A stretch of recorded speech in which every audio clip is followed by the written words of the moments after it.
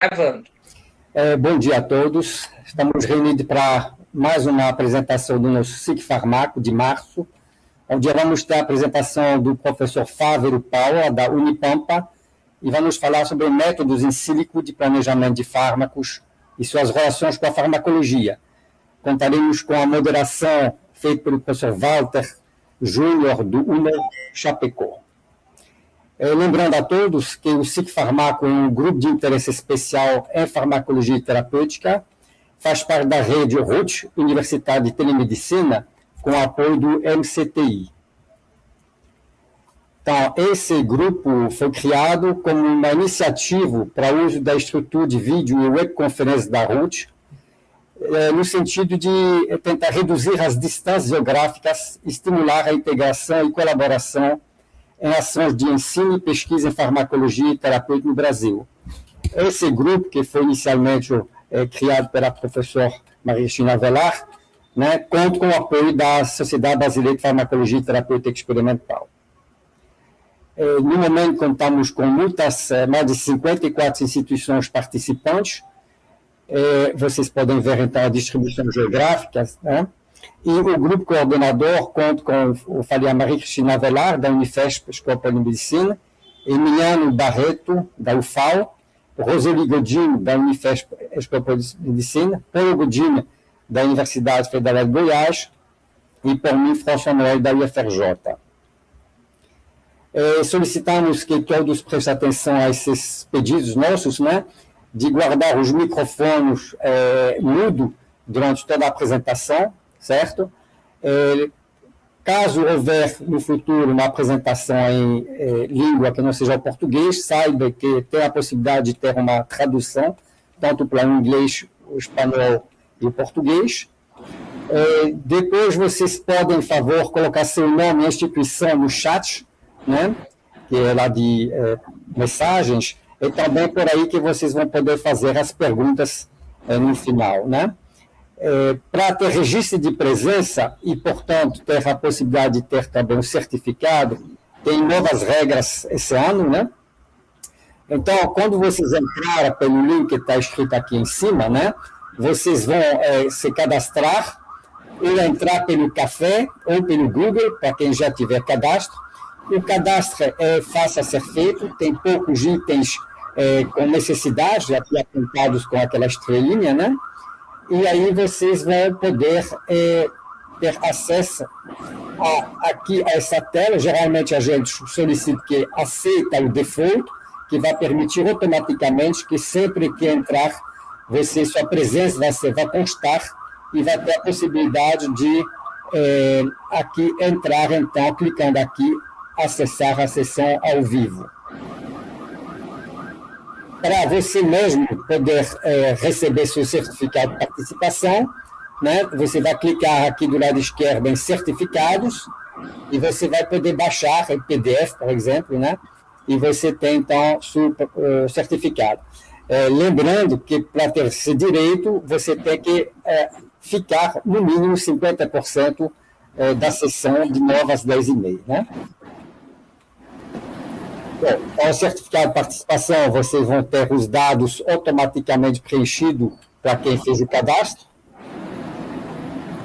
Agora vamos para a estrutura da sessão de hoje, como de sempre. Nós temos uma boas-vindas que eu acabei de fazer em torno de 5 minutos.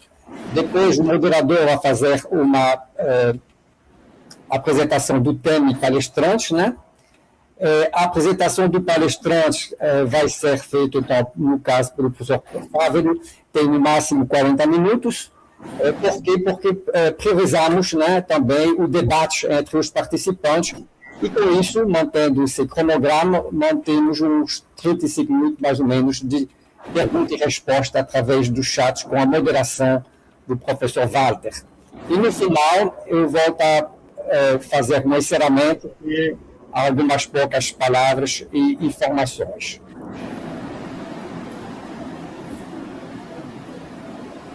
Então, agora eu vou passar a palavra para o moderador da sessão, o professor Walter Antônio do Chapecó, para fazer uma breve apresentação do palestrante. Bom dia a todos, professores, alunos, pesquisadores e público em geral. Na manhã de hoje estamos dando a continuidade, então, às apresentações do SIG Farmaco, Farmacologia e Terapêutica, e contaremos com a presença do professor doutor Fávero Reisdorfer Paula.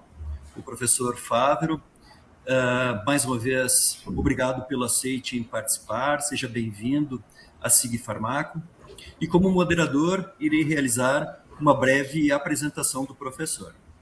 O professor Dr. Fávero Reisdorfer Paula tem experiência na área de farmácia, com ênfase em química farmacêutica e medicinal, atuando nos seguintes temas: planejamento e desenvolvimento de compostos bioativos e fármacos com aplicação de metodologias in silico, principalmente modelagem molecular, quasar-SAR, farmacóforo, ancoramento molecular, estudo de propriedades físico-químicas, similaridade e homologia estrutural comparativa de proteínas, assim como predição de toxicidade.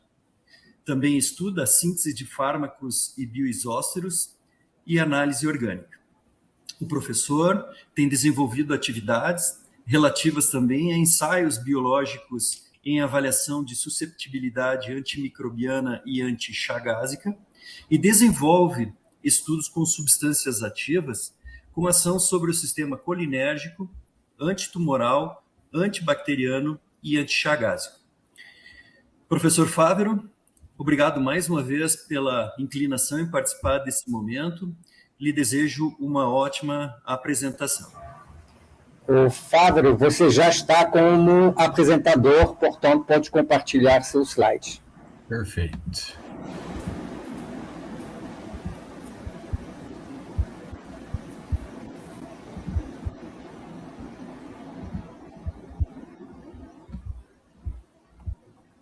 Pessoal, está conseguindo observar os slides?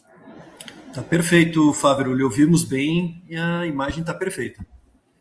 Tá certo. Eu gostaria de agradecer o convite do professor Walter, do professor François. É um prazer estar participando aqui do SIG Farmaco.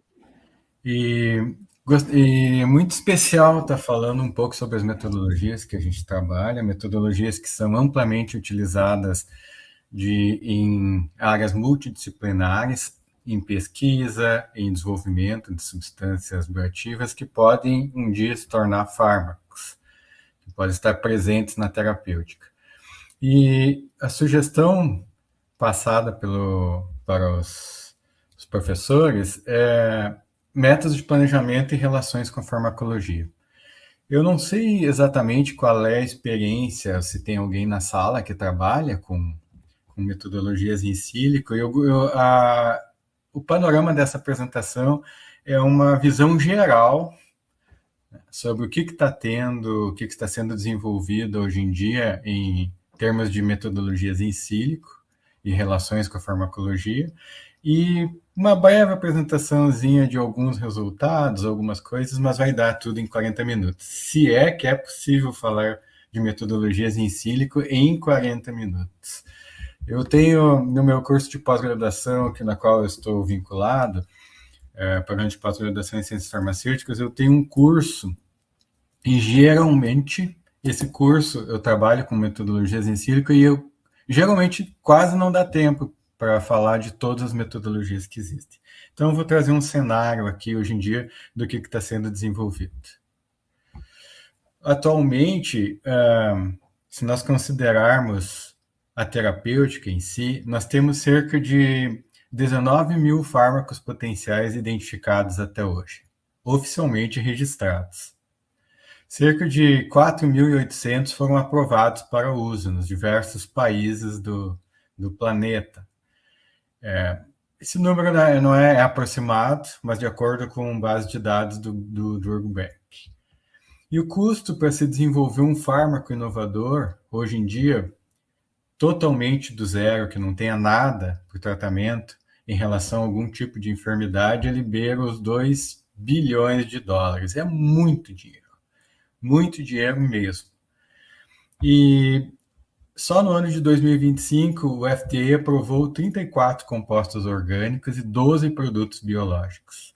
E alguns desses produtos eles vão vender acima de $1 bilhão por ano, são os fármacos ditos blockbusters. Então é muito dinheiro, muito tempo, muita gente envolvida. E neste cenário, a gente se pergunta, né, o que se faz para desenvolver um fármaco novo? A gente tem necessidade de novos. Se a gente parar para ver, há 4.800, existe a necessidade de um fármaco novo? É a primeira pergunta que a gente faz. Se nós pararmos para ver e observar, sempre existe a necessidade de um novo, a partir da necessidade de aumentar a seletividade para um alvo, de podermos elevar a potência, melhorar as propriedades de absorção, distribuição, de biotransformação e excreção desse composto ativo novo, desse fármaco novo, aperfeiçoar essas propriedades físico-químicas, reduzir a toxicidade, melhorar o perfil farmacológico, melhorar o perfil farmacêutico e que possa ser uma inovação terapêutica. Só isto, esses motivos já são importantes para se desenvolver um novo. E se pararmos para pensar que ainda existem algumas metodologias, algumas enfermidades que na realidade não têm um tratamento, isso demanda realmente a necessidade para desenvolver um novo. Mas nesse cenário aqui, o de $2 bilhões e de aproximadamente 12 anos para lançar um novo, a gente fica pensando o que precisa. A gente já sabe, a gente estuda o que precisa para lançar um novo. Mas neste processo de desenvolvimento de um fármaco novo, para descobrir um novo e propor o lançamento de fármacos novos no mercado, ou auxiliar nesse trabalho, a gente tem uma tríade, que é achar um composto candidato, composto bioativo, que possa ser submetido aos ensaios farmacológicos, atividade biológica, seja ela qual você trabalhe, você estude, e utilizar metodologias in silico. Atualmente, é uma tríade que se complementa. Tá? Mas nesse cenário desses estudos in silico, o que é importante, primeiramente? Eles surgiram com a promessa de redução do uso de animais em ensaios. É o primeiro foco, é o primeiro objetivo dos estudos in silico que dão suporte à descoberta de compostos bioativos e que dão suporte ao lançamento, ao desenvolvimento e ao lançamento de um fármaco inovador depois no mercado. Né? E também estudos in silico vão promover, de uma maneira geral, a redução do tempo necessário para lançar um fármaco no mercado. A gente viu isso muito agora na pandemia de Covid-19, onde fomos inundados por estudos in silico que pudessem auxiliar o quanto antes, o mais rápido possível, no lançamento de um fármaco que pudesse ser usado para o tratamento da Covid-19. Nesse cenário, a gente acha diversos periódicos que têm estudos in silico ou suporte dessa tríade, né? E é fácil observar na literatura alguns periódicos somente envolvendo estudos in silico ou em colaboração, né, ou em paralelo com métodos farmacológicos, né, de avaliação farmacológica, seja ele qual for, in vitro, in vivo, ex vivo, qualquer outro. Então, é fácil achar as metodologias dispostas na literatura hoje em dia. E a gente se pergunta, por que usar método in silico? Eu estou no meu laboratório, eu preciso usar essas metodologias, porque a primeira vez a gente pensa, mas eles podem não ser confiáveis, né? Ou precisa de uma validação muito grande, né? Mas se a gente parar para olhar esse cenário de informações disponíveis hoje em dia no mundo científico, eu vou trazer alguns bancos de dados, é impossível você estar desenvolvendo seu trabalho no laboratório e não dar uma olhada no suporte de informações necessárias. Por exemplo, informações sobre estruturas de enzimas, de receptores biológicos, de proteínas. O Protein Data Bank tem 1 milhão de modelos de 250 mil estruturas de diversos organismos. Será que meu protocolo que eu estou utilizando, ele não pode ter um suporte de uma informação importante disposta nesse banco de dados, e aí a gente cai no uso de metodologias in silico, porque, obviamente, você pode baixar no seu computador e você trabalhar com esse receptor. Da mesma forma, um banco de dados que está estourando hoje em dia no mundo inteiro, que é uma sensação, é o AlphaFold, desenvolvido pela Google, né? Pelo gigante aí que todo mundo usa na internet. Eles têm 200 milhões de modelos de estruturas moleculares preditas e experimentais dispostas lá nesse banco de dados. Hoje em dia é um grande caso de sucesso e uso, sugestão de uso de informações de receptores presentes dentro desse banco de dados. Esses dois aqui são livres, são free de acesso livre. Se nós pararmos para ver outro banco de dados de estrutura de compostos orgânicos, tem cerca de 123 milhões de compostos e descritos 299 milhões de atividades biológicas dentro deste banco de dados. Como é que a gente trabalha com com todas essas informações? É um caso a se pensar. Realmente a gente fica pensando, observa, é uma agulha num palheiro. Então, o uso de metodologias in silico tem um princípio de filtro destas informações. E se nós pararmos para ver outros bancos de dados, o string de interação entre proteína a proteína, do Instituto Suíço de Bioinformática, que possui informações sobre genes, o reactoma, que é bastante importante, das interações entre essas proteínas, em decorrência de genes, entre outros, e todos eles, outros bancos de dados importantes que podem dar suporte ao teu trabalho, ao teu experimento no laboratório, né? E o que acontece? Se nós pararmos para ver a própria Elsevier, lá onde você submete seu artigo, você publica o seu artigo científico, ela montou uma base de dados chamada Embase e ela trabalha com esse banco de dados para que você possa estar utilizando nas suas pesquisas. Então, metodologias in silico usam esses bancos de dados que dão suporte ao teu experimento ou no planejamento de um fármaco novo antes de ir para o laboratório. Atualmente, as metodologias in silico, elas podem ser divididas, né? E elas estão classificadas em algo, como eu coloquei aqui, como se fosse um universo. Tem tanta metodologia que você para pensar e você fica assustado. Porque temos metodologias de planejamento de fármacos que é assistido por computador, temos as farmacologias de sistemas, biologia de sistemas, metodologias de química computacional e metodologias de medicina de sistemas. Elas são as mesmas? Não, tem muitas metodologias que não se enquadram nesses processos. E aí a gente para pensar, bom, vou aplicar uma metodologia in silico no meu trabalho para auxiliar. Qual metodologia? Para qual lugar eu vou? Como eu vou aplicar? Em que cenário desse universo inteiro você pode ter essas informações? Por exemplo, farmacologia de sistemas, você tem as metodologias de PK/PD, farmacocinética, né, farmacodinâmica, populacional, farmacologia de redes, multiômicas, proteômica, metabolômica, genômica, e todos os omics que se tem hoje em dia, né? E o que se refere a metodologias in silico de planejamento de fármacos já é um mundo inteiro. E esse mundo inteiro, ele é muito amplo. Então, o grande processo de quem trabalha com metodologias in silico é saber escolher a metodologia correta para o seu trabalho. Esta é a importância. Só para mostrar aqui para vocês as metodologias que existem para planejamento de fármacos. Não vou entrar no mérito de estar falando de farmacologias de sistemas. Nós temos metodologias que quando se conhecem o receptor biológico ou quando não se conhecem ou não se quer usar eles.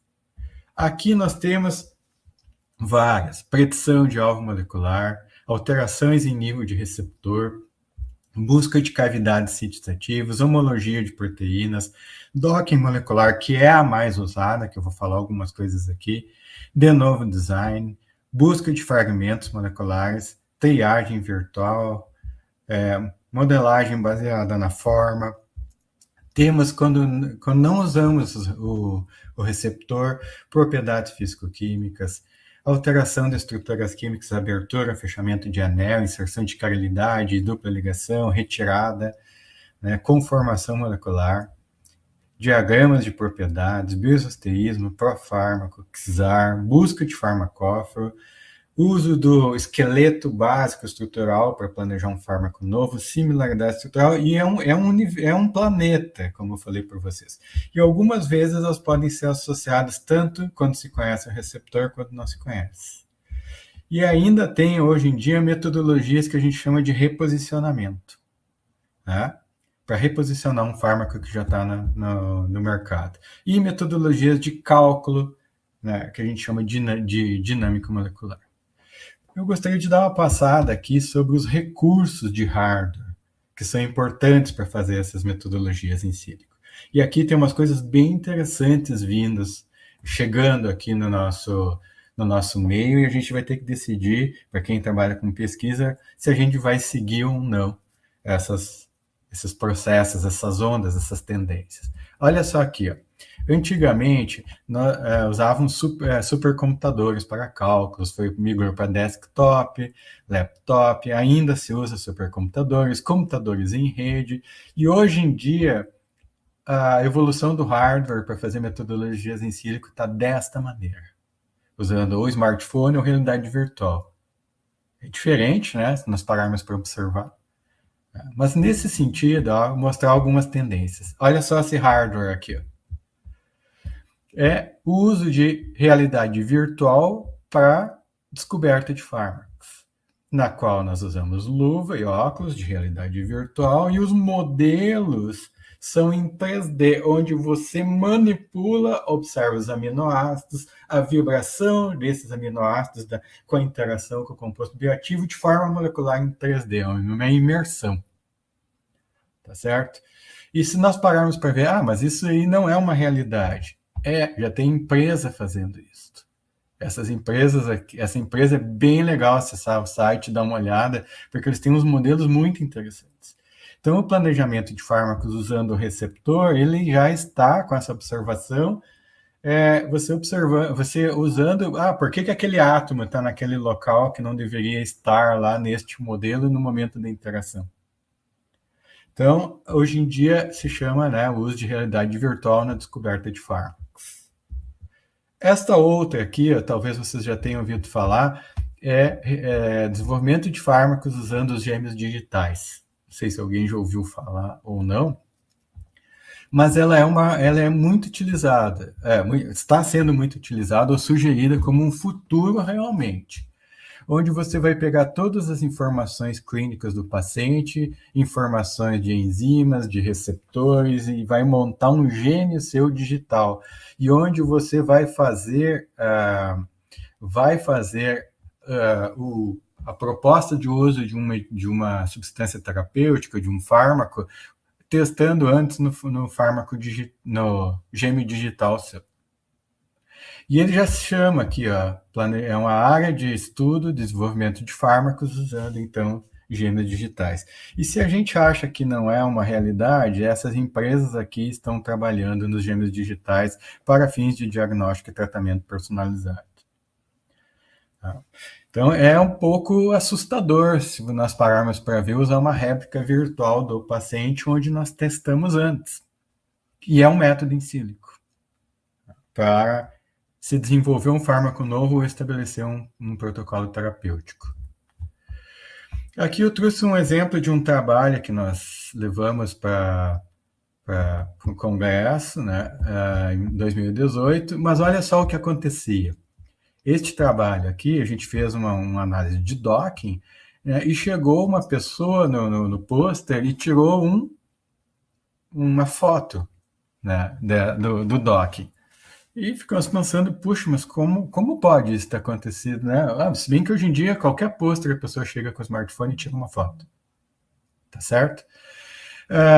Só que hoje em dia isso não ocorre mais. Hoje em dia, com métodos de simulação computacional e com o celular, eu chego no seu pôster, na apresentação do seu no congresso, e eu simulo todas as características que você não fez no seu trabalho, eu já digo se ele tem uma tendência de ir para frente ou não.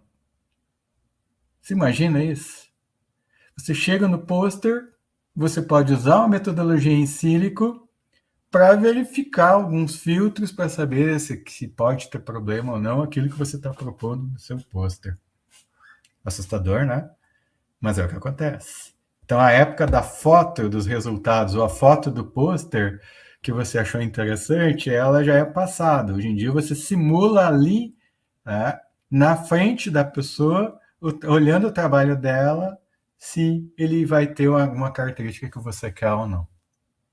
Então, hoje em dia, tem que até tomar cuidado com o que a gente sai divulgando em alguns posters por aí. Tá certo? Então, o que acontece? Softwares. Nós temos o seguinte, antigamente usávamos supercomputador, softwares pesados, né?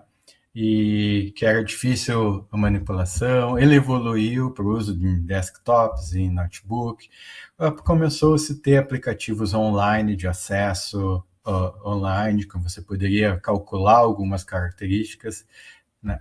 Eles passaram para assinatura online, né, e uso amplificado da internet, aumentou com a computação em nuvem, e hoje em dia estamos indo para, né, um cenário de inteligência artificial na qual nós trabalhamos com deep learning, machine learning, ciência de dados, redes neurais, redução de dados, né, o data mining, entre outras características. E o que eu gostaria de chamar a atenção para quem for trabalhar e escolher um software que faz metodologia em sílica, o acesso é livre ou é pago? Que custo, né? Hoje em dia o custo pode chegar até R$100 mil de uma assinatura mensal se for para uma indústria farmacêutica. Ou R$5 mil se você for comprar uma licença no laboratório.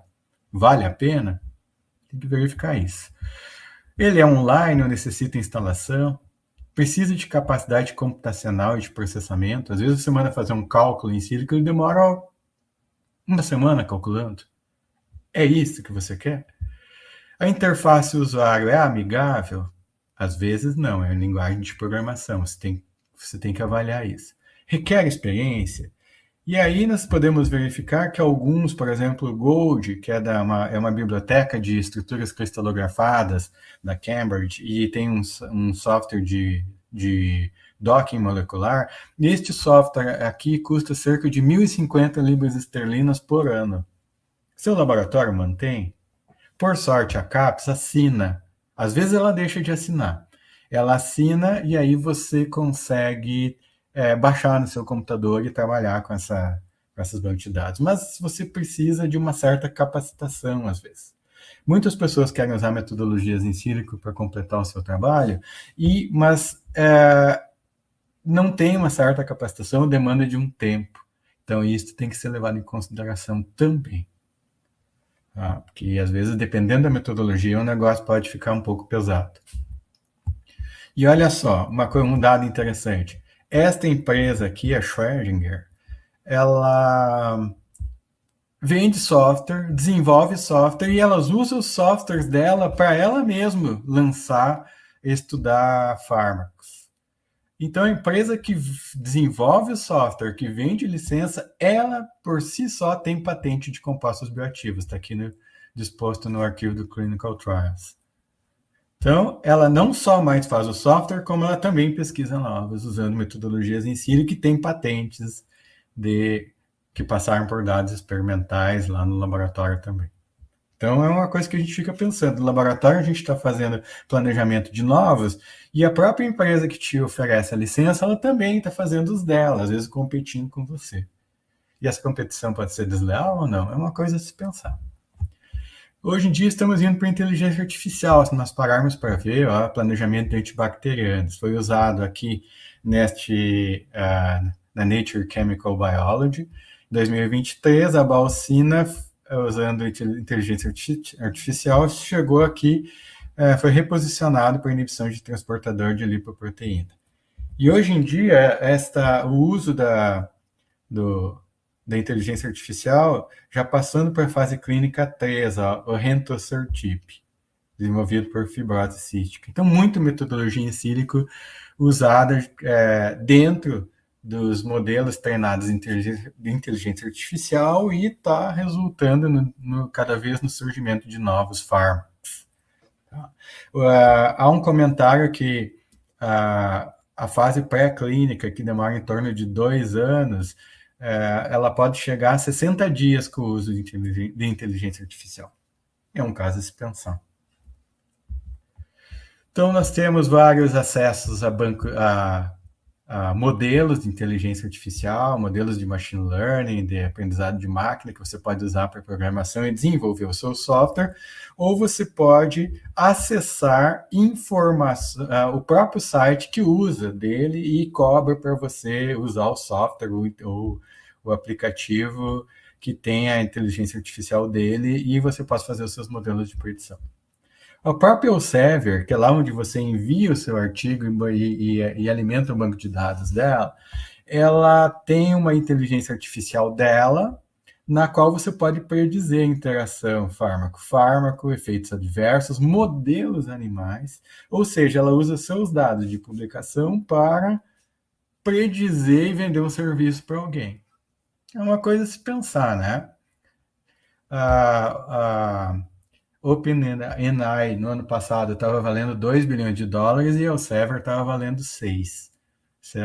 Olha esse tipo de serviço na qual a gente ajuda a manter.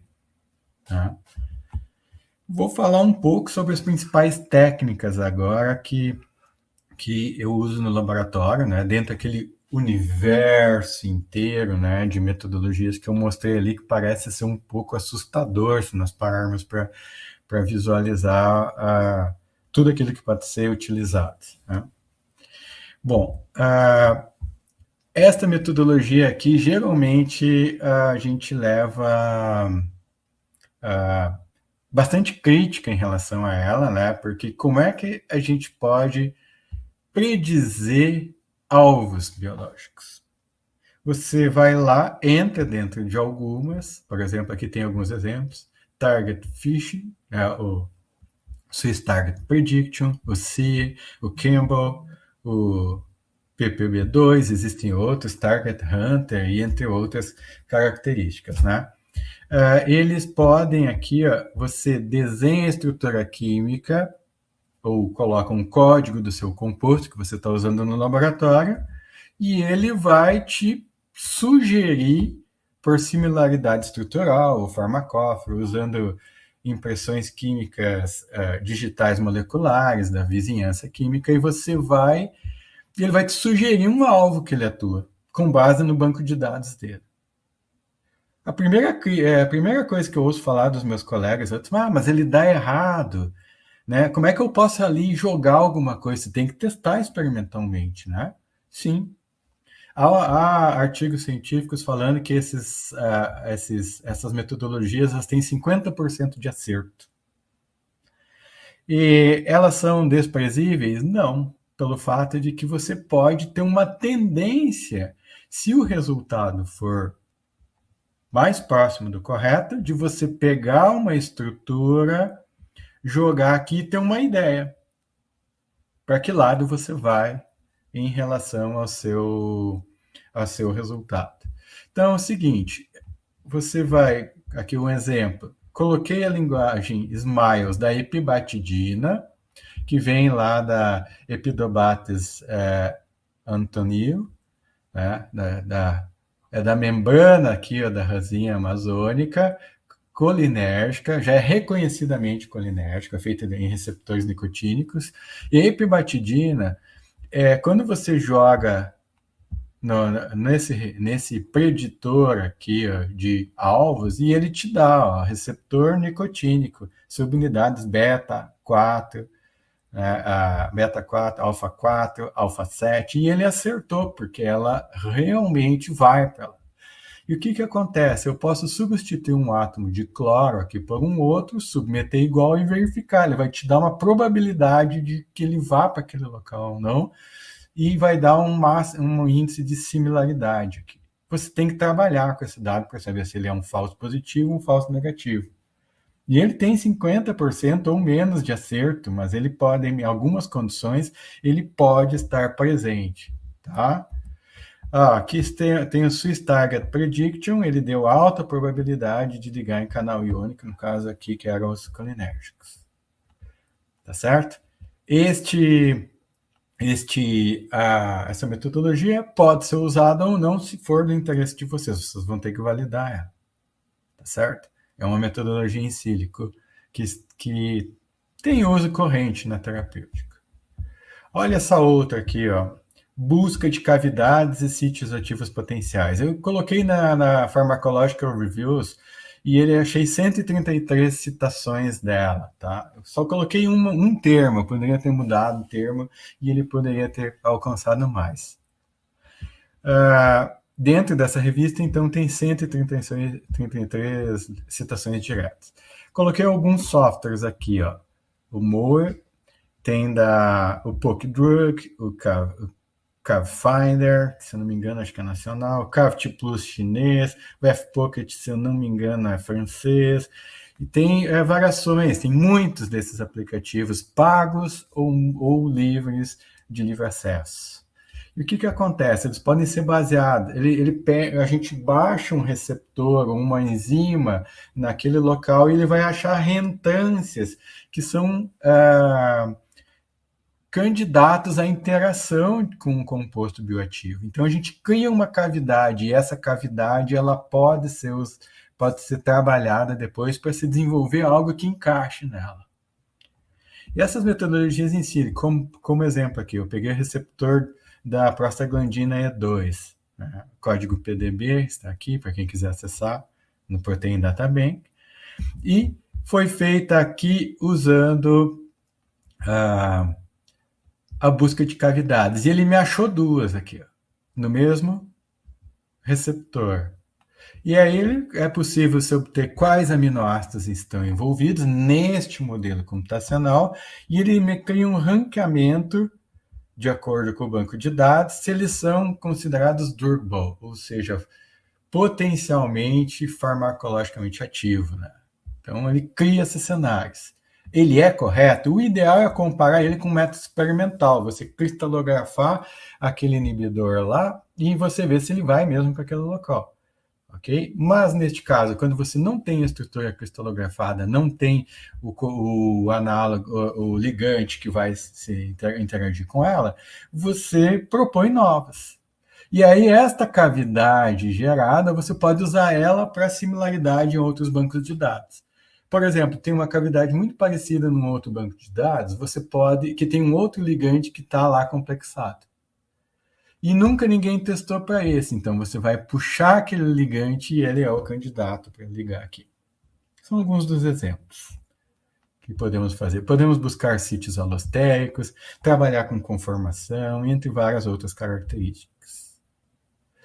A metodologia mais empregada, mais usada hoje em sílico é o docking, ou atracamento ou ancoramento molecular.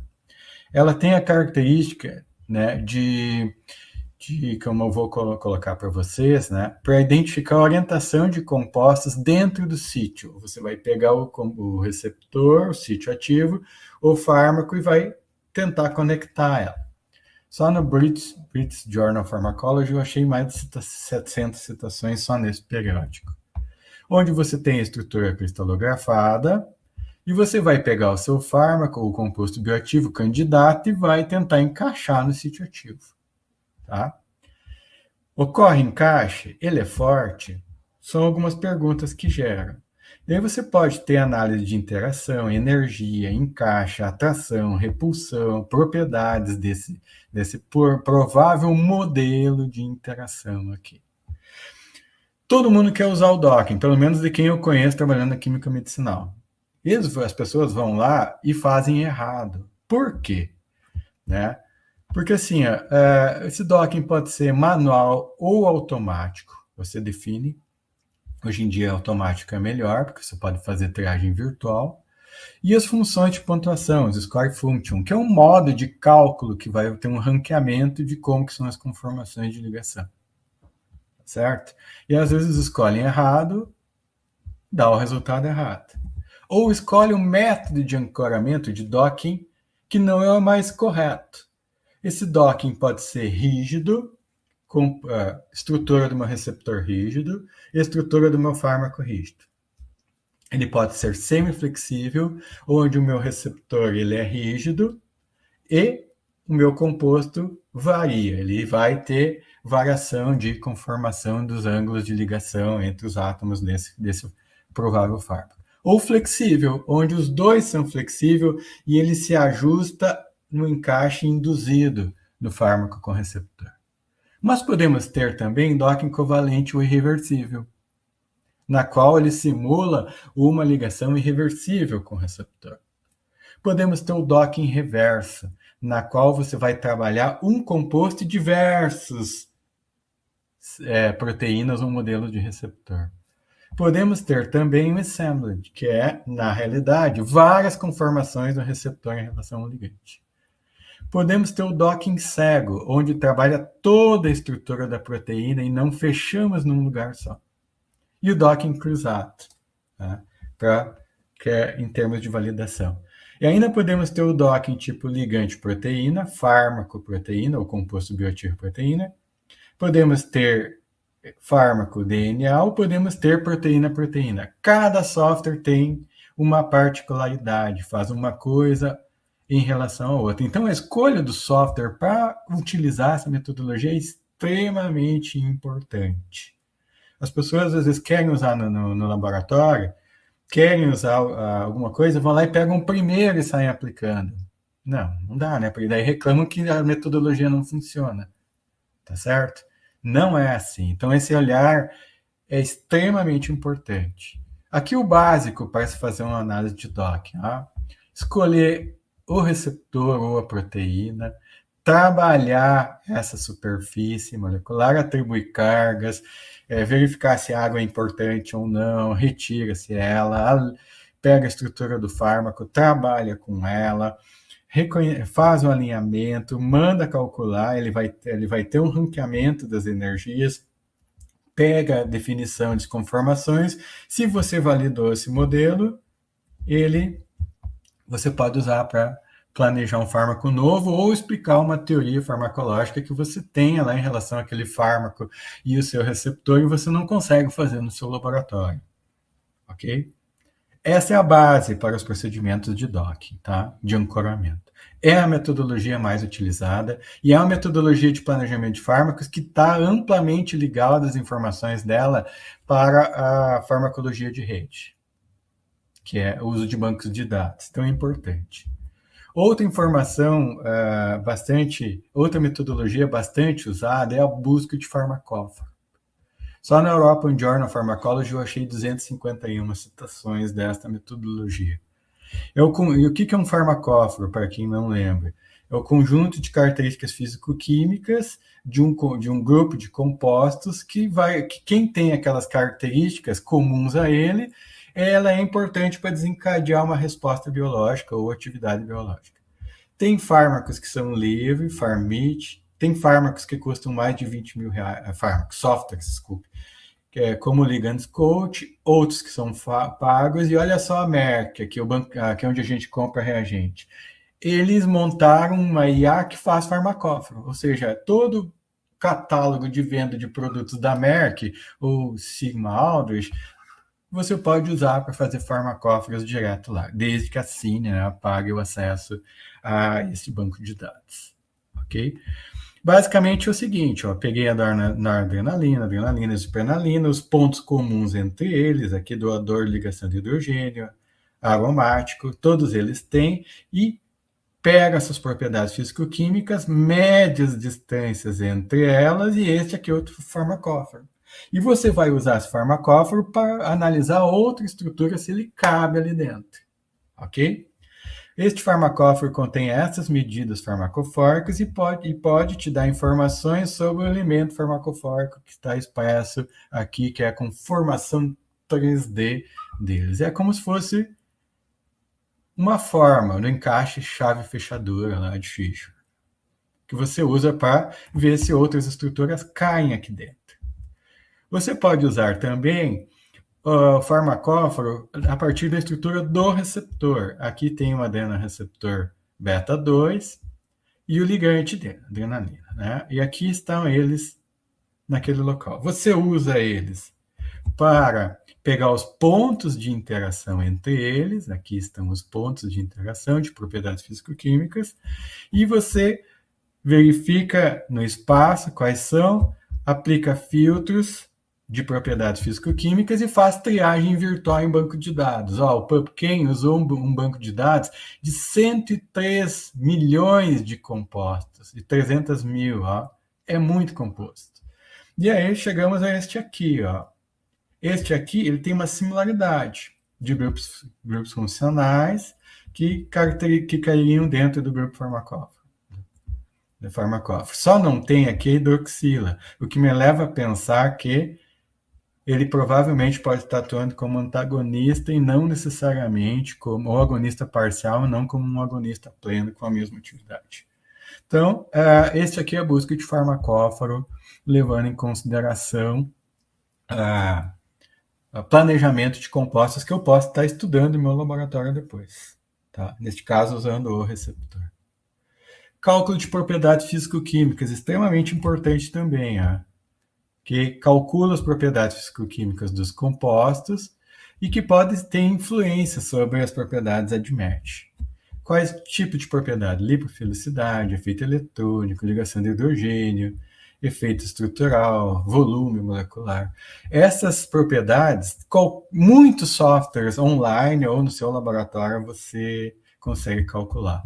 PubChem te dá isso, SwissADME te dá isso, este aqui, o ACD Labs, o Percepta, que é pago, estava licença em torno de R$5.000 há um tempo atrás. Eles te dão informações físico-químicas que você pode usar no entendimento de certas informações que podem te auxiliar no planejamento de um fármaco novo. Por exemplo, aqui o análogo de diclofenaco e do lumiracoxib, que foi retirado do mercado. Eles são similares, são análogos, né? E aí calculamos as propriedades físico-químicas. Aqui tem algumas de lipossolubilidade, a parte da solubilidade, partição, permeabilidade cutânea.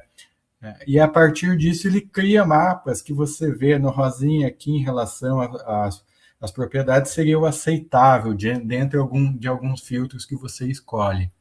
Por exemplo, aqui em saturação ele teria mais, é um caso que eu teria que trabalhar nessa estrutura molecular.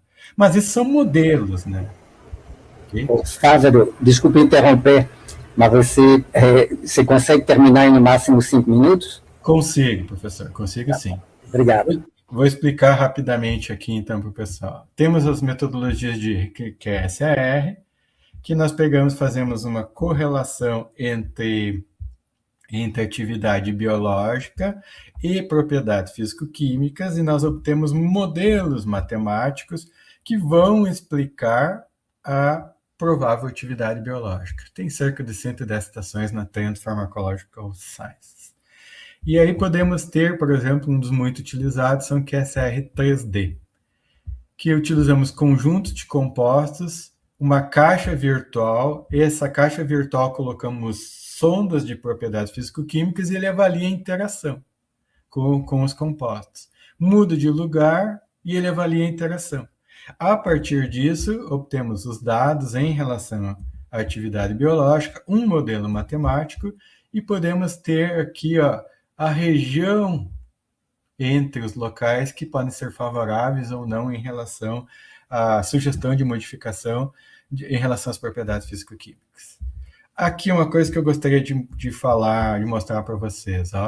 As metodologias em sílico, então, elas são extremamente importantes para criar modelos, para filtrar e direcionar melhores alvos, mas é importante a validação dos modelos, aprender a interpretar elas, porque muita gente interpreta errado os dados. E integrar as metodologias que são importantes para vocês. E, posteriormente, né, ou paralelamente, validar ela para predizer novos. sempre com rigor científico e com ética. Aqui eu só vou mostrar um dos trabalhos que foram feitos no laboratório, porque eu já me passei nas minhas conversas, a busca de cavidades e sítios ativos. O trabalho feito pela Mariana e pela aluna de C aqui, a Franciele, na época. Nós pegamos vários modelos de proteína da SARS-CoV-2 e, como não tinha fármaco, e verificamos qual era a melhor proteína que era indicada para o surgimento de um novo fármaco que fosse utilizado para tratar a Covid. E, inclusive, fizemos uma análise de docking e um fármaco que estava sendo testado no Albert Einstein, a gente já sabia pelo modelo que ele não ia funcionar. E se comprovou depois. Alguns estudos que estão sendo realizados no laboratório, predição de toxicidade, QSR, predição de atividade, né? E é necessário entender, então, que metodologias em sílico têm ampla interação, andam em paralelo com farmacologia. Primeiramente, para quem quiser tentando utilizar, é entender qual a técnica importante para o teu trabalho, para o teu projeto. Aprender a verificar a qualidade dos dados antes de usar, depois desses resultados, e aprender a interpretar estes. Ok?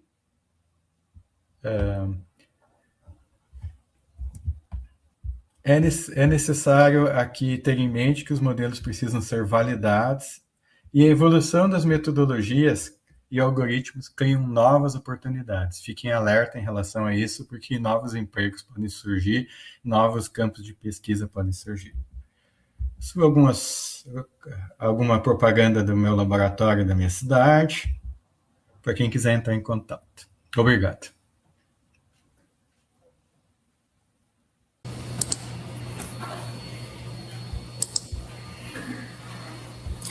Obrigado, professor Fávero. Excelente apresentação. Tivemos um envolvimento aí de muitos participantes aqui na nossa lista de mensagens, participando da nossa aula. Tivemos aí, oscilando para mais ou para menos, mas cerca de 70 participantes. Então, espetacular, comentários muito positivos, cumprimentando a sua fala, professor. Parabéns. Professor François aqui agradece pela excelente apresentação, destaca que é muito didática, né? Para este mundo cada vez mais em expansão. E ele faz uma primeira provocação, uma primeira pergunta, professor Fávero. Os programas de docking para estimar valores de KI, né, ou scores de afinidade, tendem a apresentar melhor desempenho quando a afinidade é predominantemente guiada por contribuições entálpicas, mas mostram limitações mais acentuadas quando a afinidade depende de efeitos entrópicos. Houve progresso recente nesse aspecto? Professor François, essa é uma coisa que eu aprendi com um professor e um referi sueco. Né? Ele chamou a atenção, e é um erro das pessoas que modelam, que fazem modelagem, né? Que usam o docking. O docking não simula afinidade. Ele simula energia de interação. A gente tem uma mania de imaginar que ele está tendo uma afinidade. Por mais que o valor da atividade biológica ele tenha afinidade, na verdade você tem um encaixe. O quanto que ele encaixa ou não. E aí pode envolver a entropia, a entalpia, dependendo do processo, do tipo de software que você está avaliando. Então é comum você pegar, eu como avaliador também, quando caio esses trabalhos, as pessoas dizem, tem afinidade e já puxam ao KI. Não, conceitualmente o docking não serve para isso, ele serve para dizer se encaixa. Você tem uma energia de interação, mas não é afinidade. Afinidade, na realidade, você mede lá na inibição enzimática. Eu não sei se eu estou respondendo exatamente. Eu acredito que sim. Qualquer coisa, o professor François pode fazer uma interação na sequência aqui com a gente, tá? Professor Fávero, o Mike Busato, da UNO Chapecó, ele Ele lhe parabeniza pela apresentação, um conteúdo excelente, e ele tem uma dúvida.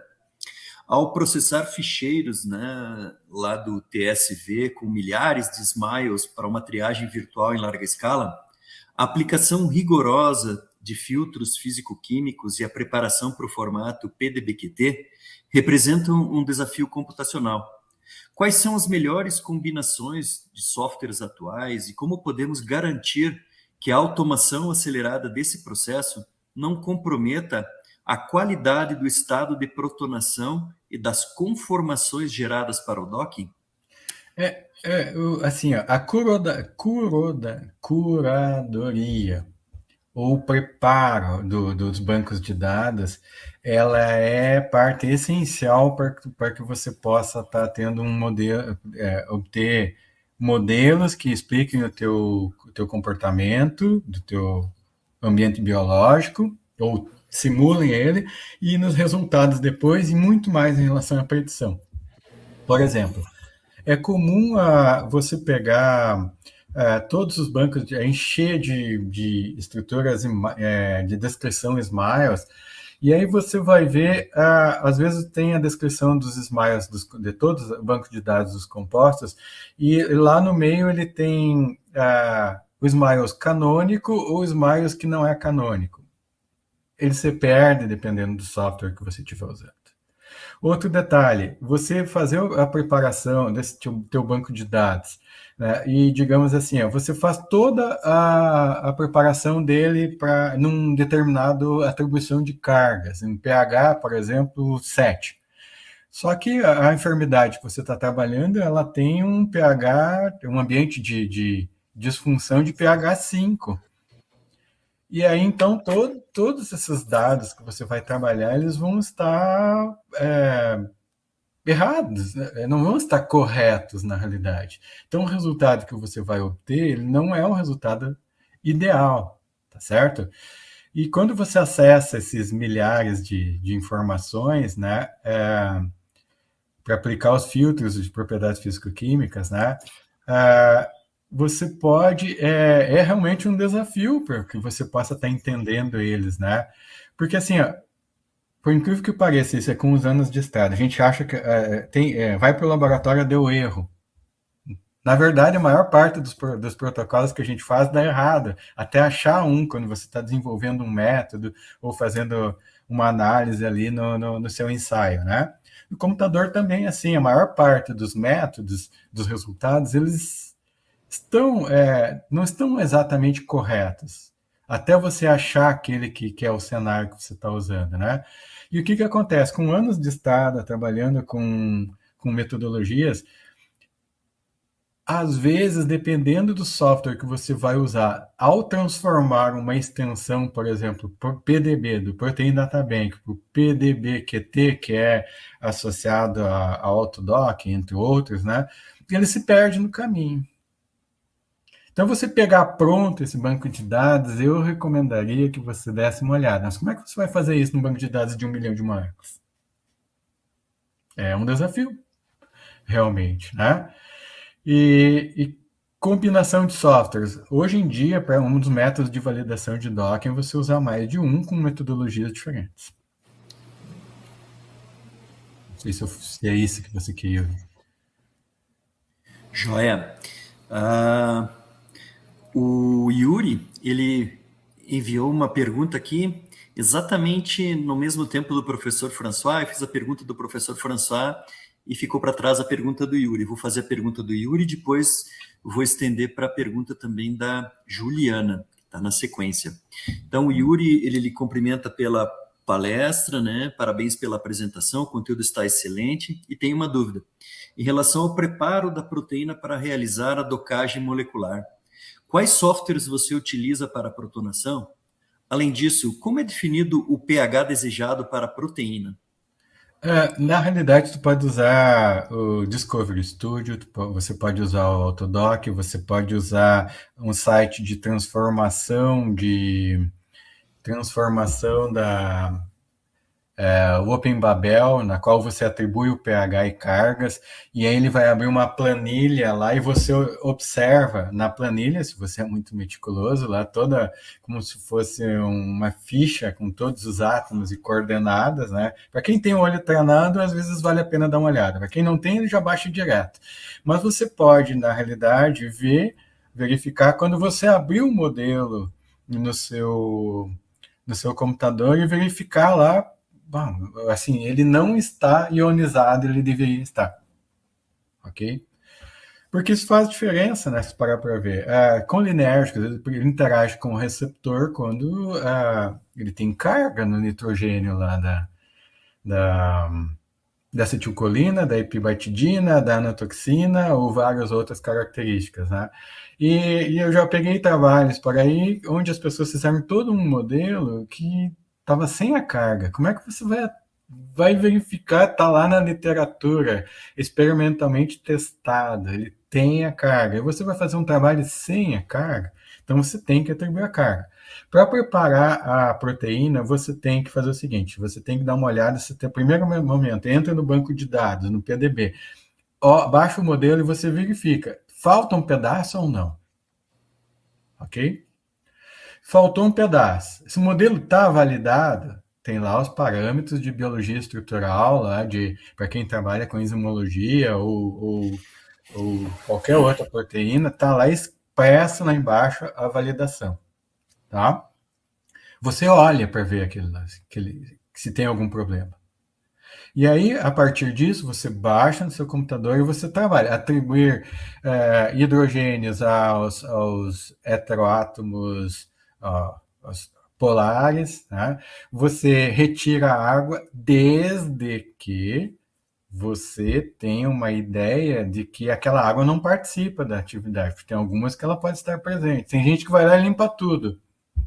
O modelo já deu errado. E aí você trabalha com isso de uma maneira com que você possa estar partindo para as metodologias. Aconteceu comigo num trabalho que eu desenvolvi junto com o professor Pablo Machado, da PUC, que nós publicamos na Journal Medicinal Chemistry, na qual muito dado experimental, muito dado de atividade, muito dado em sílico. E o que aconteceu foi que o modelo, tínhamos que fazer os modelos em sílicos e a ACS, a American Chemical Society, ela pede para enviar o modelo para eles lá que eles repetem. E aí o que acontece? Esse modelo, eles me mandaram dizendo, aqueles aminoácidos que estão sendo feitos lá na interação com o receptor, eles não estão validados. Sugerimos trocar. Refazemos tudo de novo, porque não foi feita a observação do sítio ativo, do local correto para fazer uma interação com o DOC. Trocamos e o resultado foi o mesmo e foi publicado esse trabalho. Mas me chamou muita atenção que a análise é feita lá molecularmente, de algo que você deve fazer no início, no preparo, na análise deste modelo, deste receptor dessa proteína. Perfeito. A Juliana, ela destaca aqui, professor, obrigado pela apresentação. Na sua opinião, quais seriam as vantagens ou limitações de utilizar estruturas preditas pelo AlphaFold para a docagem molecular quando já existem essas estruturas cristalográficas no PDB? Assim, a gente quando acessa um banco de dados, você tem que olhar o que você quer. Você quer, qual a propósito? Você quer olhar, esse receptor, ele está no estado fechado, aberto, ativo, inativo, semiativo ou completamente alterado. Ele tem mutação ou não? Você não tem modelo experimental, às vezes, para tudo. E aí você parte para o AlphaFold. Tá? Você pode ver, olha só, tem um aluno meu que estava trabalhando com uma enzima, né? E essa enzima, ela no PDB, ela tem mais de 700, sei lá, um monte de modelo. Mas existem sempre faltando um pedaço. Né? E é um pedaço que ela tem uma autorregulação. E essa autorregulação dela, ela muda a conformação da enzima, ok? E aí você vai ver, se você pega aquela enzima experimental faltando um pedaço da leitura, seu resultado vai estar faltando um pedaço. Daí você vai para o AlphaFold e lá está predito aquela parte que falta, ok? Então você vai ter que definir o que você quer, né? Qual é a condição. Para deixar mais completo, eu faria os dois. Eu baixo o modelo computacional e baixo o modelo experimental e comparo eles, seja em 3D, seja na sequência de aminoácidos. Perfeito. Eu faria isso. Bacana. A Maria Cristina, ela colocou aqui no chat: muito obrigado pela apresentação e contribuições nessa temática de relevância na farmacologia. Pensando nos avanços das metodologias apresentadas, o que considerar no fluxo de estudo dos casos em que a estrutura e função do receptor depende de homo- ou heterodimerizações, que muitas vezes levam a mudanças nos perfis de área de interação / reconhecimento do ligante? Assim, você tem que observar qual é a condição que você quer estudar, tá certo? Neste caso aqui, a estrutura ela pode mudar com a conformação, ela pode estar em alguma condição. Qual é a condição que você quer melhor para o teu cenário experimental? Qual que seria interessante? E aí você tem que dar uma olhada, você tem que verificar se aquela condição é característica ao que você está querendo de resultado obter, tá certo? Seja ela numa condição ou outra, tá certo? Como é que é? Deixa eu ver aqui.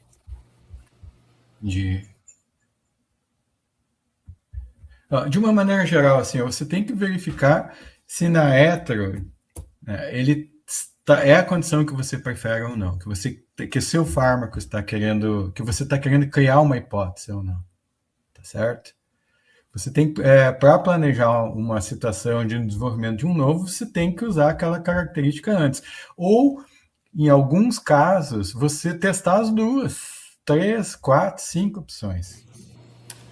Eu fui num congresso em Ribeirão Preto um tempo atrás, que do lado de um pôster que meu aluno não pôde ir, fiquei eu, né? O professor ficar cuidando dos pôsteres, né? Tradicional, acontece às vezes. E aí, do meu lado tinha um médico que estava fazendo um trabalho com proteínas, tá? E ele trabalhou com 10 modelos de proteína, com diversas mutações, e esse trabalho, né, era para sugerir qual fármaco necessariamente poderia ser usado em caso das mutações mais comuns observadas, né? E ele criou um modelo para isso, que sugeria qual o caminho de adoção. Eu achei bem, bem legal o trabalho, me chamou a atenção e foi premiado naquele evento que eu fui. Então, para vocês terem uma ideia, às vezes você vai usar um modelo, você vai escolher um na condição que você quer, às vezes você vai usar todas as condições que você quer para você explicar. Legal. Nós temos aqui o Christian Alex Dalla Vecchia, ele cumprimenta pela fala, pela palestra, diz que é um tema muito importante, ótima explanação, professor Fábio, muito agradecido pelas suas explicações, muito importantes e pertinentes para o desenvolvimento de novas moléculas. E o Mike Busato faz mais uma pergunta, ele diz que ao trabalharmos com alvos terapêuticos como a hidrogênio, potássio ATPase, acho que ele quer falar ali da bomba, né? Sim. Hidrogênio, potássio ATPase, muitas vezes a melhor estrutura disponível no PDB, como a 5YLU, pertence a outro organismo, como a SUS scrofa, mas possui a grande vantagem de ter um ligante cocristalizado. Nesse cenário, o que é mais confiável para um virtual screening?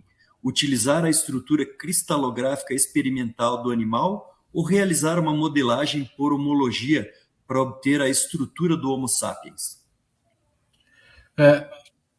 Olha, eu tenho visto alguns trabalhos, o pessoal, por exemplo, usar de um parasita porque não tem não humana. Mas essa extrapolação, ela é uma extrapolação que vocês fariam experimentalmente? Você tá lá fazendo em Selegans, você está lá fazendo em ratos, e você pode sair dizendo que ela ocorre em humano?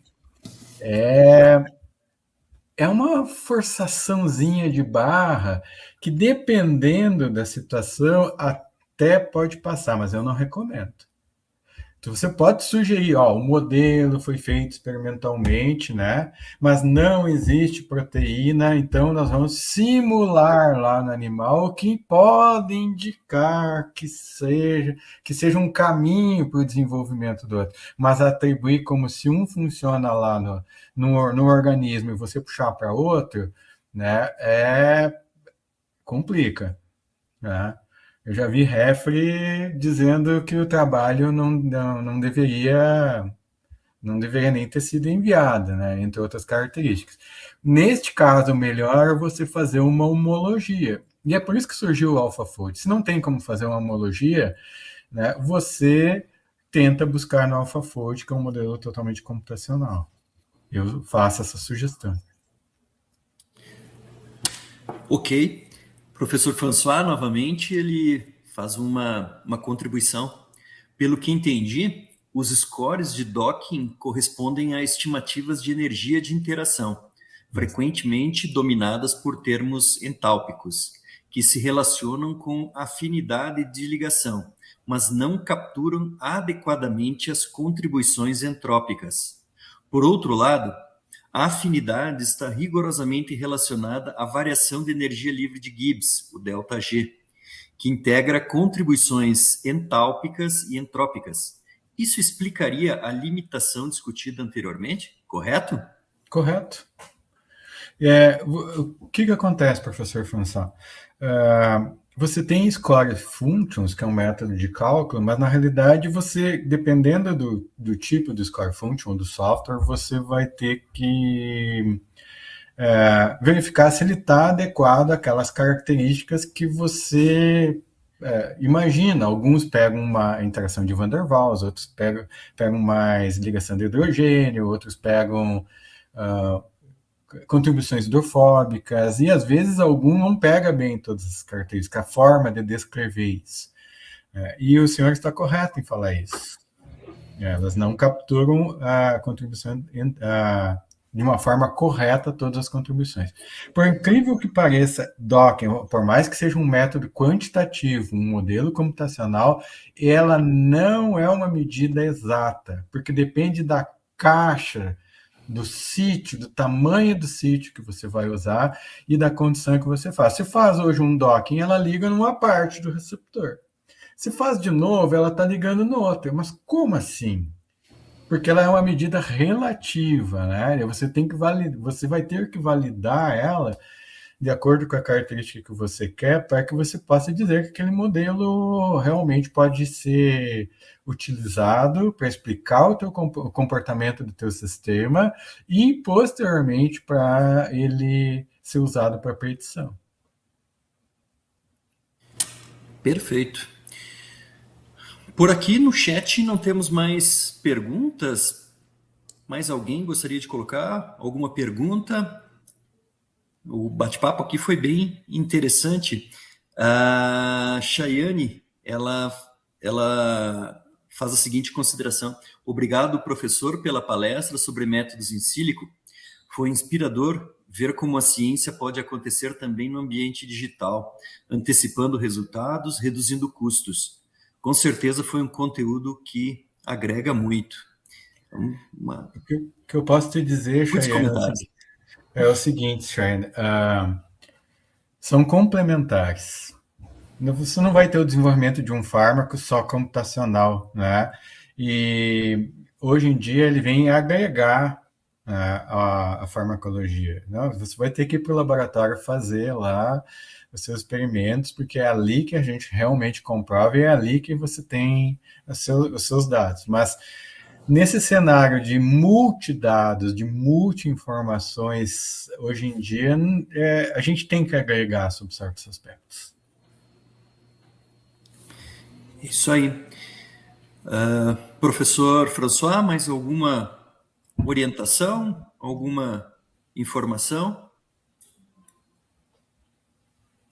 Muito pessoal aí batendo palma. O professor François aqui está fazendo uma... Qual a sua experiência com a modelagem molecular? Ele colocou aqui uma indagação, professor. Eu iniciei trabalhando no meu doutorado com atividade antichagásica, síntese e modelagem lá, já faz um bom tempo, né? Eu defendi meu doutorado em 2007 na Universidade de São Paulo, e desde lá eu tenho trabalhado. E tenho procurado desenvolver vários métodos, né? Porque hoje em dia eles são paralelos, você não trabalha somente com um. Iniciei com QSR, depois fui para Docking, e estamos usando várias hoje. Porque dependendo do teu panorama, do panorama do teu projeto, uma metodologia se aplica melhor a ela do que outras. Então, é nesse cenário. Já faz quase 20 anos de trajetória. Legal. Maria Cristina, qual o apoio institucional para a infraestrutura de softwares e instrumentos computacionais? Eu não sei, eu acho que ela está mais ou menos fazendo uma reflexão aí, de repente, sobre a estrutura necessária ou a disponível aí no seu laboratório, professor Fábio. Eu tenho no meu laboratório, eu já aprovei, quando eu cheguei eu aprovei projeto de recém-doutor, depois aprovei o Universal, aprovei o Pesquisador Gaúcho, e eu consegui montar uma estrutura com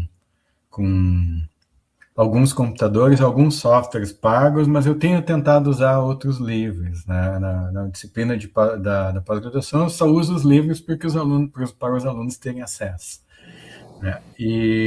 Mas assim, é complicado, às vezes dá uma queda de luz, a gente trabalha na universidade pública, às vezes daí vai lá e queima um computador, né? O computador, às vezes, você pode usar um computador simples, mas as estações de trabalho para, por exemplo, cálculo de dinâmica, alguns que eu tenho no laboratório, custaram cerca de R$20 mil. E quando isso acontece, ela é complicado, né? Complicado como qualquer um, queimar o HPLC também não é uma coisa trivial, né? Digamos assim. E daí, então, você precisa, eu diria que é o seguinte, a infraestrutura, você pode começar com softwares livre, sabendo da limitação dele, estudando sobre ele e usando seu laptop, dependendo de que você quer, que tipo de informação. Tá? Assim, uma briga que eu vi o pessoal da farmacometria falar, e eu concordo com eles. Eu vi uma professora falando uma vez. A pessoa chega, vai lá e dá um clique e tem o resultado. Como é que pode isso? Se meus alunos vão para o laboratório, tem todo o cálculo de tomada de dados, de uso de animais, de coleta de dados, uso de HPLC, métodos analíticos, e depois tem todo um cálculo de farmacometria para que você possa ter esse dado. Aí você vai lá e dá um clique e tem aquele resultado. Não pode, a maior parte da errada não deve nem seguir isso. Eu concordo em partes.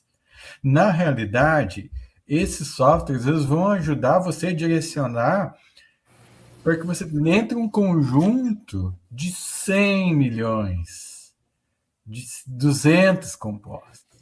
Você não vai conseguir chegar no seu laboratório e fazer todo um estudo com 200 para tirar um. Então, ele andando em paralelo, ele ajuda você a filtrar. Ele ajuda a direcionar. Às vezes ajuda você a perceber alguma informação que estava perdida e você não tinha considerado no seu desenho experimental. Tá certo? Perfeito. Essa consideração é importante. Professor François, novamente, para a cinética de ligação, somente mesmo a modelagem molecular, existe algo novo nesse campo? Eu diria que é o seguinte, né? Até nós não conseguimos explicar a cinética por meio de docking, né? Dependendo de alguma metodologia de inteligência artificial para compreender melhor, né, eu até desconheço um pouco especificamente para a cinética, né, para o estudo da cinética. Você pode calcular as propriedades físico-químicas e, a partir, né, da diferente conformação desse composto, e aí você faz um modelo matemático que atribui, que pode se explicar melhor a cinética, mas simplesmente ir lá e clicar é um modelo que precisaria de bastante validação posterior. Espero ter explicado. Bacana. Pessoal, fiquem à vontade para mais algumas dúvidas, contribuições. Por favor, fiquem à vontade para utilizar o nosso chat. Tem aqui Caleu de Alencar, ele está digitando, cumprimentando, né? Obrigado, foi sensacional. Eu peguei um pouquinho da sua fala, professor Fávero, e fiquei aqui raciocinando, porque eu tenho visto bastante assim nos artigos onde a gente recebe para avaliar o uso meio que assim indiscriminado, né, desses estudos de modelagem molecular. Então, às vezes, né, uma pessoa mais desavisada está utilizando, né, esses recursos de docagem, principalmente, como mais uma figura bonita, muitas vezes, em alguns papers. E eu vejo um descuido assim muito grande, principalmente, né, não há um critério para a escolha de proteínas, né, já que não condizem com o discurso que ela quer apresentar no paper, não há uma preparação adequada de ligantes, não há nada disso, e no final, né, se retira assim, algumas conclusões simplesmente pela energia negativa ali do delta G, né, e tenta-se fazer um embrulho disso tudo com outros achados ali do trabalho. Qual a sua visão nesse sentido? A gente tem que caminhar para uma certa padronização, vai ficar por conta, né, dos revisores aí, uma compreensão melhor desses métodos? O que o professor está percebendo nesse contexto todo? Professor Walter, eu observo bastante esse tipo de coisa. E uma coisa que é comum, às vezes, a pessoa fez um experimento no laboratório, deu uma atividade, ele vai fazer um outro e deu um sentido que poderia ser contrário, né? Que ele não consegue explicar. Vou para o empírico para me provar. E aí, como você faz isso, né? Às vezes a metodologia em sílico tem servido como uma muleta para salvar trabalho. Bem frequente. Você nota descaradamente quando isso acontece, né? E reflete no que o senhor comentou. O referee, ele vai identificar, se ele for da área, né? Mas eu acredito que no momento lá, como orientador, às vezes não é da nossa área, mas dá uma leitura de saber qual é onde é aplicada tal metodologia, ou saber explicar que está faltando coisa. Um trabalho é um reflexo de um momento, não está certo ou errado muitas vezes. Foi o que deu para fazer. E isso tem que ficar claro. Às vezes o referee pede para alguma coisa que você teria que ir para o laboratório e levar mais 6 meses para fazer. Não dá para fazer isso. Eu tive um trabalho agora na JBCS, um tempo atrás, né, um trabalho em colaboração da Sociedade Brasileira de Química, o periódico, e que eu falei sinceramente, nós não temos como fazer, é isso. A nossa foto do nosso trabalho que nós fizemos é isso. Né? Se não quiser aceitar, paciência. Perfeito. Ótima reflexão, professor. O Walter, já estamos, né, passando um pouco de tempo. Eu vou pedir então ao Fávero de me deixar como moderador. Então, sim, ao lado do meu nome, tem 3 pontinhos. Você clica e você vai ver que pode me passar. Aqui, do lado do... Aqui. Como apresentador, né? Isso. Vamos ver os 3 pontinhos. Vamos ver, França. Eu estou tentando achar os 3 pontinhos. Já foi. Já foi? Tá, ótimo.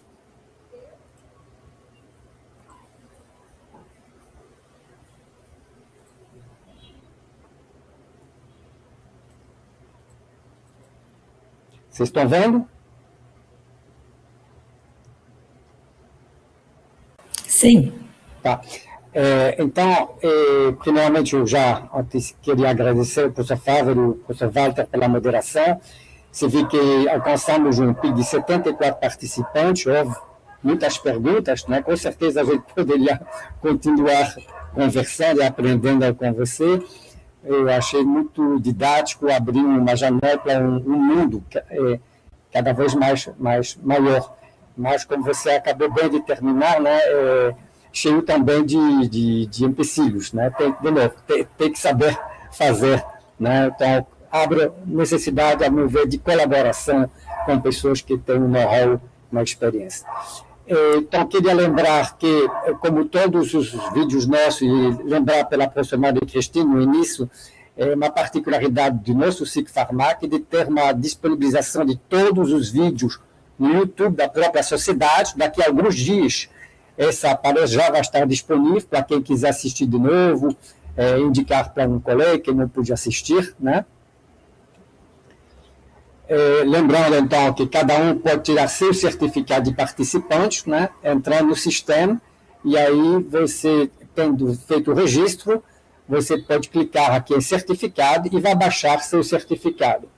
Alguns alunos, algumas disciplinas têm contabilização de participação no SIC Farmac como disciplina eletiva. Bom, e está o momento de apresentar o assunto da próxima reunião mensal, né? Vai ser no dia 15 de abril, sempre no horário de 9 às 10h30. Nós teremos como palestrante o professor Fernando Simabuco, da Unifesp Escola Paulista de Medicina, moderador a professor Roseli Godinho, da mesma universidade, e o tema da apresentação será aplicações da tecnologia CRISPR para estudos do câncer. Então, com isso, terminamos a sessão de hoje, né? Agradecer mais uma vez a indicação e participação do professor Walter, né, de ter, então, indicado o professor Fávero, que realmente nos apresentou como uma excelente palestra, abrindo o horizonte, né, da necessidade cada vez maior de colaboração interdisciplinar, farmacologia in vitro, in vivo, com pessoas dedicadas à síntese, dedicadas ao estudo in silico, né? Então, eu acho que o professor Fávero vai, de repente, criar novas possibilidades de colaborações de pessoas interessadas a se beneficiar do conhecimento dele, né?